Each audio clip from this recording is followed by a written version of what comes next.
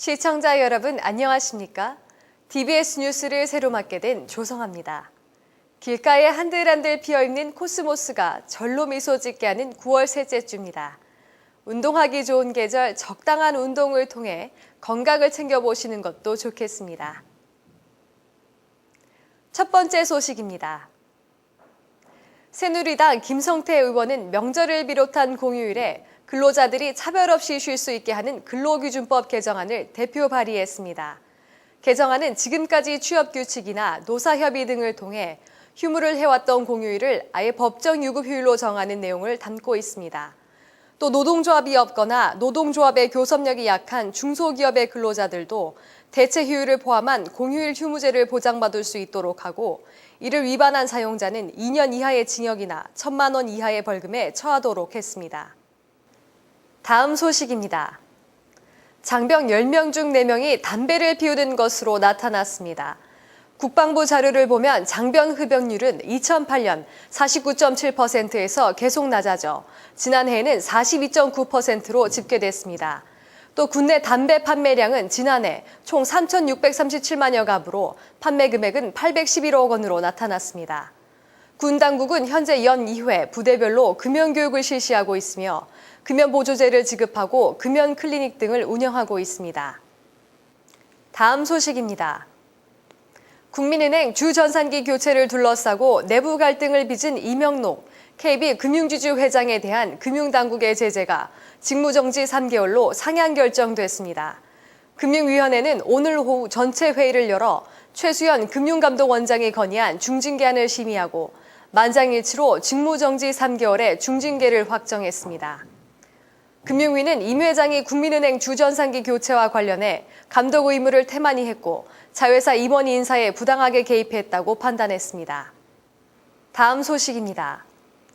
북한 노동당 기관지 노동신문은 미국의 IS 대응 문제로 중동 정세가 나빠지면서 미국의 아시아태평양 중시 전략 변화 가능성에 주목하고 나섰습니다. 노동신문은 오늘 미군이 중동의 무력을 강화해야 하는 상황에 놓였다며, 그럴 경우 오바마 정부의 아시아태평양 중시 전략이 빈말에 그칠 수 있다고 주장했습니다. 또 미국의 이라크 철군 목적이 아시아태평양 지역의 강화였다며, 이라크 사태는 미국의 세계 지배 전략의 파산을 예고하고 있다고 강조했습니다. 북한이 인권보고서를 내고 북한 내 주민의 인권이 잘 보장되고 있다며 다른 나라들과의 인권 대화를 거부하지 않는다는 뜻을 밝혔습니다. 조선중앙통신은 오늘 주민들의 인권 실상을 그대로 반영한 조선인권연구협의회 보고서가 발표됐다고 밝히고 전문을 웹사이트에 게재했습니다. 중앙통신은 북한의 인권 상황을 문제 삼는 외부의 편견과 오해를 바로잡기 위해 이번 보고서를 발표했다고 설명했습니다. 호주가 국가적 테러 위험 수준을 높음으로 상향 조정하면서 공항 이용객들의 불편이 가중될 것으로 보인다고 국영 ABC 방송이 보도했습니다.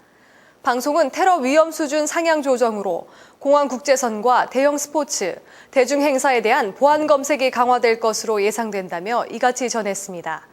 이와 관련해 스콧 모리슨 이민부 장관은 공항에서의 수속 지연이 이용객의 불편을 불러올 수 있지만 무엇보다 안보가 중요시돼야 하기 때문에 어쩔 수 없는 일이라고 밝혔습니다. 미국 캘리포니아주 샤스타 카운티에서 10대 소년 3명이 쥐약 가루를 코카인인 줄 알고 흡입해 1명이 숨지고 2명이 중태에 빠졌습니다. 현지 경찰은 10대 소년 3명이 지난달 22일 동네 친구로부터 백색 쥐약 가루를 건네받고 코카인으로 오인하고 흡입했다고 밝혔습니다. 이들 가운데 16살 지미리 크레이머 군은 숨지고 나머지 13세, 16세 소년 2명은 심각한 뇌와 근육 손상을 입었습니다. 당뇨병성 혈관합병증의 원인은 고혈당이 아닌 염증이라는 연구 결과가 나왔습니다. 스페인 마드리드 자치대학 약학 교수 카를로스 산체스 페레르 박사는 염증이 동반되지 않는 한 고혈당은 혈관세포를 손상시키지 않는다는 연구 결과를 발표했다고 미국의 시사주간 타임 인터넷판 등이 12일 보도했습니다. 산체스 페레르 박사는 시험관에서 배양한 인간의 대동맥 평활근 세포를 이용한 실험 결과 이 같은 사실이 밝혀졌다고 말했습니다. 대동맥 평활근 세포는 과도한 포도당에 노출돼도 염증이 없는 한 포도당이 세포 안으로 진입하지 못한다고 그는 설명했습니다. 시청해주신 여러분 고맙습니다.